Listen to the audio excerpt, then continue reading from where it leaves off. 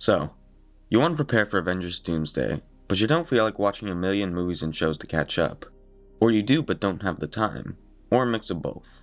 If you're in this situation, then you're in luck, because I've compiled a digestible list of movies and shows that I feel are essential viewing for Doomsday. This list will be chronological, but I'll also have a release order at the end for those who don't like chronological order. I'm also going to be spoiling like every Marvel movie ever made, so proceed with caution. So without wasting any more time, let's get into my essential Avengers Doomsday watch order. To kick off the list, we have X2, and this is half of the X-Men movies on the entire list. Why not include others like the first movie or Days of Future Past?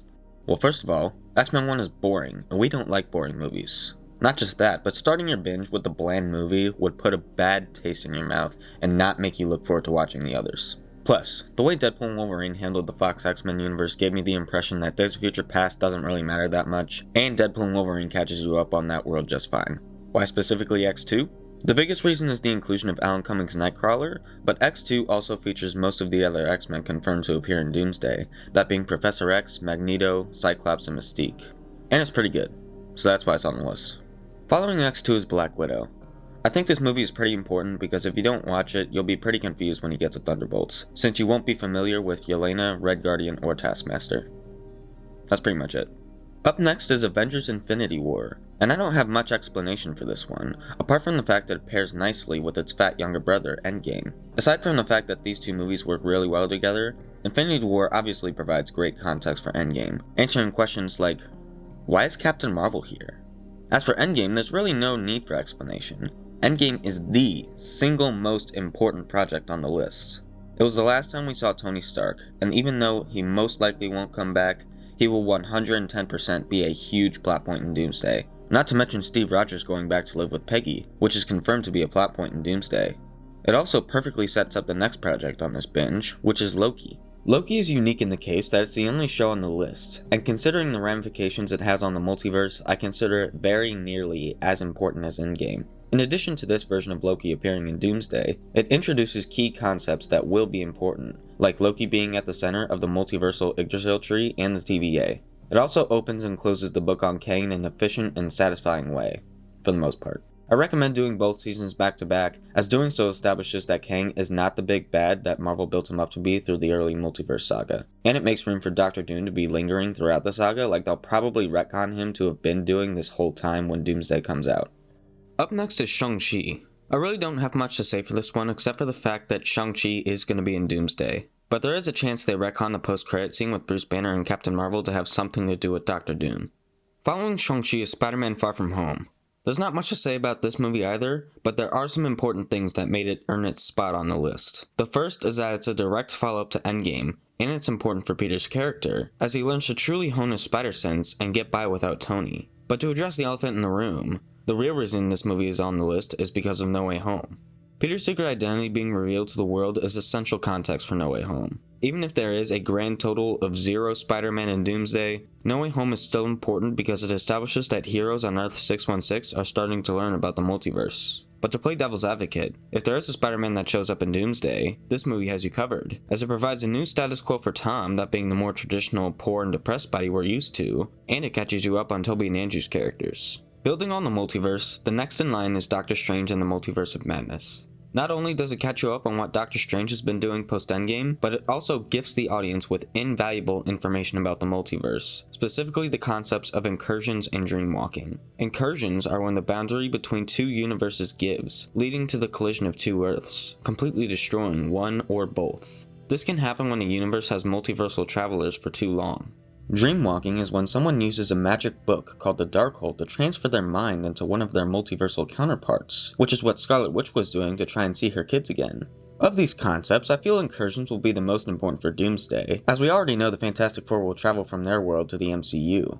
Unfortunately, I do think Thor 4 is essential viewing for Doomsday. It shows us what Thor and the Guardians have been up to, and establishes that Thor has a new daughter, Love, who will be in Avengers Doomsday. I hate to do this to you, but your willpower for sitting through this movie will be rewarded shortly. After the worst MCU movie, you get to watch one of the better ones, Wakanda Forever. At least I've heard it's good, I haven't seen it yet. I'll get to it when I do this binge. Side tangent aside, Wakanda Forever will be very important. If you don't watch it, you will be lost when the Wakandans are on screen in Doomsday. It introduces multiple key plot points, such as T'Challa and Queen Ramonda dying, introducing Namor and his people, M'Baku becoming the king of Wakanda, T'Challa having a kid with Nakia off screen, and most importantly Shuri becoming the new Black Panther. So it's kinda important. After Wakanda Forever, we get to see what Scott Lang has been up to post-Endgame, as the next movie on the list is Quantumania. To some, this movie might be seen as irrelevant now that Kang is gone, but it does catch you up on Scott and his supporting characters.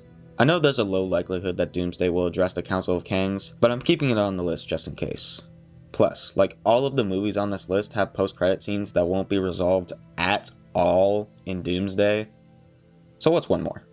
I'm putting Guardians 3 on the list for the sole reason of having an excuse to watch it again. Even if the Guardians likely won't show up in Doomsday, it's just so good. I would feel like I was committing a hate crime if I didn't watch it. Plus, Star-Lord is on Earth now, so you never know. After Guardians 3, we have the Marvels. I'm not too sure about Nick Fury, but I think Ms. Marvel and Captain Marvel have a good chance of showing up in Doomsday. The biggest reason I'm putting this movie on the list, however, is because of Monica Rambeau trapping herself in the X-Men universe and meeting Beast, another character confirmed for Doomsday. I'm also like 99% sure the X-Men universe from the Marvels is the same one from the Fox movies, because why wouldn't it? Why would they make such a big deal about bringing back the quote OG X-Men if they aren't even the same versions we followed in the Fox movies? Speaking of the X-Men, the next movie on the list is Deadpool and Wolverine. This is because it's the first movie in the multiverse saga that actually deals with the main character from the multiverse, that being Deadpool, obviously. In addition to that, it gives us an update on the TVA post-Loki and introduces Channing Tatum's Gambit, who's confirmed to be in Avengers Doomsday. It also establishes the concept of anchor beings, the idea that every universe has one person that is so important that when they die, their universe starts to die too. This is just me putting my tinfoil hat on, but I'm pretty certain they'll bring this concept back in Doomsday because they want the majority of people to be familiar with it, which I think is why they introduced it in Deadpool and Wolverine, a movie Marvel knew would do well. Taking a needed break from the multiverse, we have Captain America Brave New World. Why didn't I include Falcon and Winter Soldier? My reasoning is pretty simple. It sucks.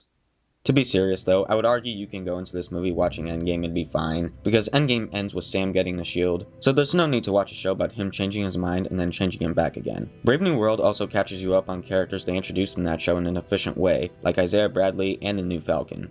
John Walker isn't a problem either, as they catch you up on his character in Thunderbolts pretty well.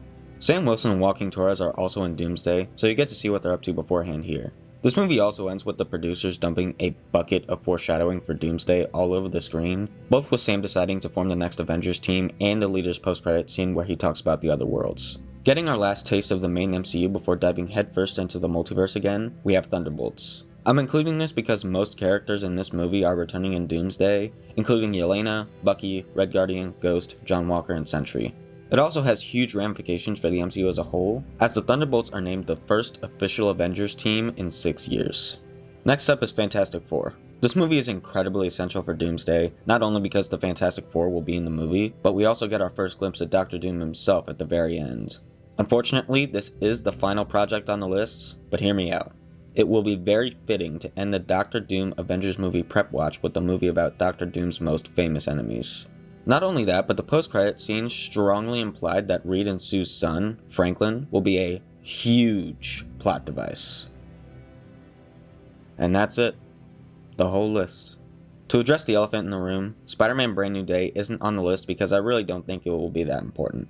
Marvel is really hyping this movie up as a street-level Spider-Man movie, and I would argue No Way Home is a perfect jumping-off point for Peter if he shows up in Doomsday. That movie ends with Peter in a completely new status quo, with nobody knowing who he is. And I bet it's going to stay that way until Doomsday at least.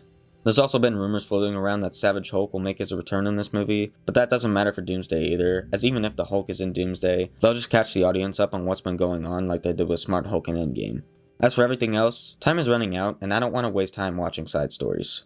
But with that being said, here's the release order. If you disagree with me at any point in the video, feel free to voice your opinions in the comments. But now, I must go back into hibernation. Bye bye.